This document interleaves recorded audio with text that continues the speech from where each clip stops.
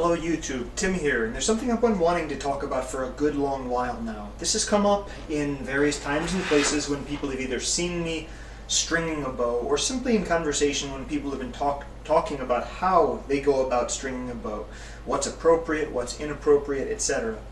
I wanted to put forth a fairly simple idea that the bow doesn't care how it's strung, as long as you put the force on it evenly as it's being strung, and you're not torquing the limbs horribly.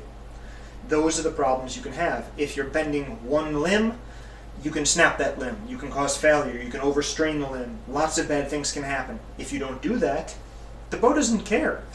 The bow does not know whether you are using your hand to draw back this limb or whether you're drawing on the string. Fundamentally, the bow does not know or care. It's a piece of inanimate matter. So, it doesn't matter how you string the bow as long as you're careful enough to distribute the stresses evenly or in a manner which is compatible with the design of the bow. Take this for example. People might say, oh my, you should use a bastard string, a string that's too long in order to make it easier to string. You'd string it up with the too long string, pull it, and then you could slip on the real string. Let me suggest, there are multiple ways to do this. Mehmet Gelan shows a wonderful way where he bends it over his knee and then slides the other nock over. I can try that, but I'm just going to make a fool of myself because I know I can't do it. I've tried it before, and I think it would be easier with lighter bows, but a 60-pound bow, it's kind of on the challenging side, for me anyhow. I'm not exactly Hercules. Let me just give that one try.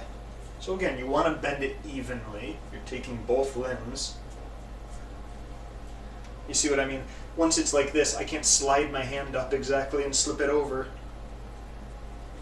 I can't maintain the grip and slide, so I have no idea how Mehmet's doing it. He's very talented.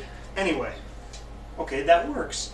There are other methods described in traditional archery manuals. Some of them are wacky, like sticking one end into the ground as you're running and slipping the top nock on as you're bending it. It's totally crazy. I wouldn't do that, but that's for a different kind of bow, and we're not even going to go there. But still, if you did it, as long as the stresses are even, the bow doesn't know. So here, take this, the step-through method. This is my method of choice, and it works really, really freaking well. I've got no problem with this. The bottom has to be braced, and you don't want it braced at an angle like this, because you can torque it. You want it braced in such a way that the limb's getting pushed back, not sideways. The back of your knee or the back of your leg has to be right on the handle, and your other hand should be right below the scia, like this. Okay, so what do? To string it, I just straighten a little, and mostly I'm using my leg right in the center to push back.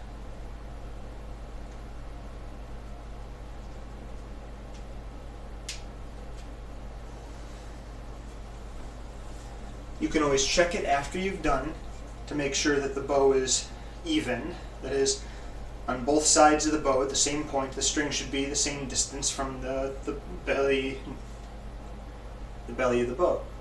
It is. If it wasn't, you could always pinch it like so, tweak it around a little bit like that, but it's fine right there. It's good.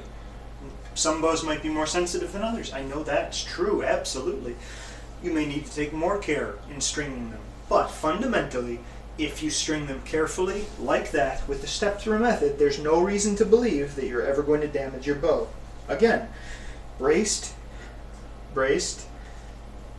and pushing. 1, 2, 3. That's it. That's all there is to it. If you want to see it from another angle, stringing right there.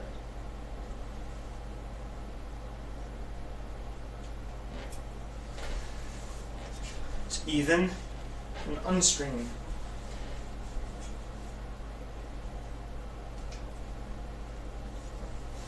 Got it? Cool. So, think what you want. There might be safer ways to do it. There might be other ways to do it that are less likely to damage the bow. But if you are careful, if you're doing your part, I see no reason why you would damage a bow using the step-through method. Thanks for watching, YouTube.